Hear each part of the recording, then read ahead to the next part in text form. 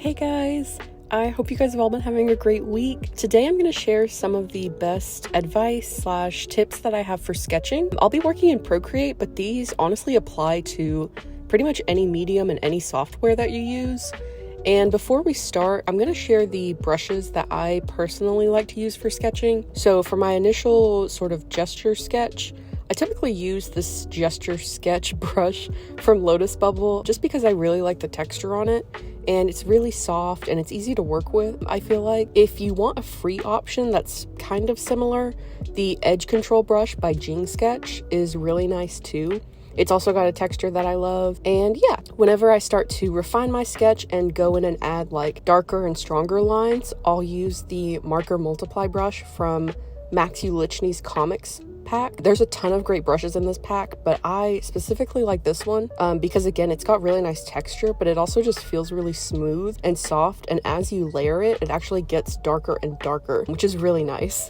So in general, you can use pretty much any brush you want to sketch and add lines. I like to use any sort of brush that has some sort of texture just so it can add some like pizzazz to the final painting. The tips that I'm going to share in this video apply to any brush that you use. I know some brush packs can be kind of expensive, so if you want to find a free versions on Gumroad, but yeah, I would start there. So for this little demo I'm going to be starting with an initial gesture sketch with my gesture brush. In this stage, I'm not really trying to add details or get everything perfect. This stage is mostly focused on making sure that everything is generally where it needs to go. Like the eyes right now are gonna just kind of be like blobby, but as long as they're in their general spot and the nose is where it should be, etc., then that's what I'm worried about.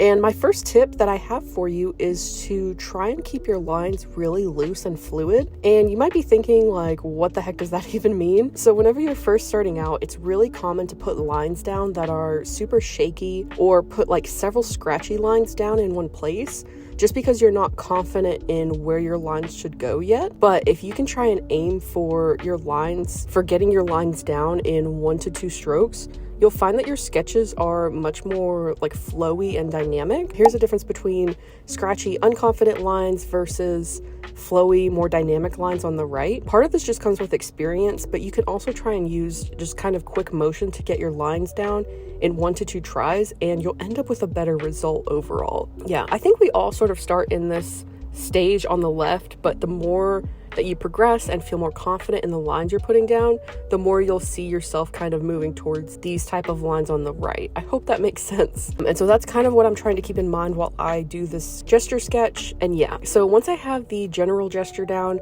I'm going to lower the opacity of this layer and then create a new layer on top. This time, I'm going to start adding shapes and lines that are a little bit more defined and concrete. I like to start at the eyes and just kind of work my way around the sketch. And another cool trick that I've learned is to start with smaller and more detailed lines to the face, and then as you continue on, have less details away from the face. And you'll kind of see what I'm talking about as I go along, but for some reason our brains are naturally drawn to more detailed areas in a painting, and this is true for even line drawings. So whenever you keep this in mind, you can create a more dynamic sketch by varying your line width, and then also having more detail in a specific area and less details in the other areas. So to get this effect, I like to add small details around the face, and then I'll slowly increase my brush size as I draw her hair, her clothing, etc. I'll also lower the brush opacity so that the lines around the face are the darkest. This is another trick that our brains do. They are drawn to areas with the most contrast.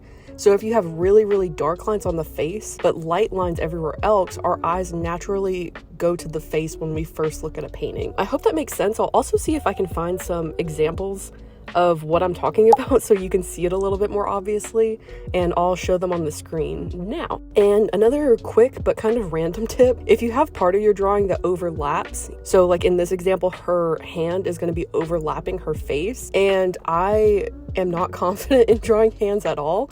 So what I'm going to do is just create a new layer and then draw my hands on this new layer, and then I'll just merge it down. Yeah, just quick random tip there. And also you want to make sure to flip your canvas.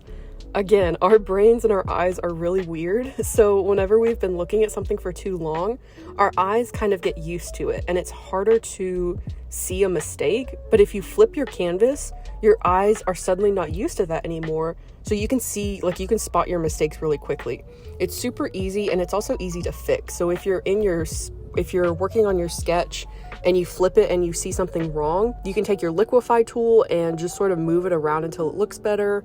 Once my sketch is pretty much done, I have one last thing that I'll do before I start painting, and that's set my sketch layers to multiply and also turn them to more of a reddish hue. I'll add some colors just to kind of show you why I do this step. So if I were to add my colors and keep my sketch lines gray, almost black, it would look like this, which isn't terrible, but it definitely looks a little bit muddy.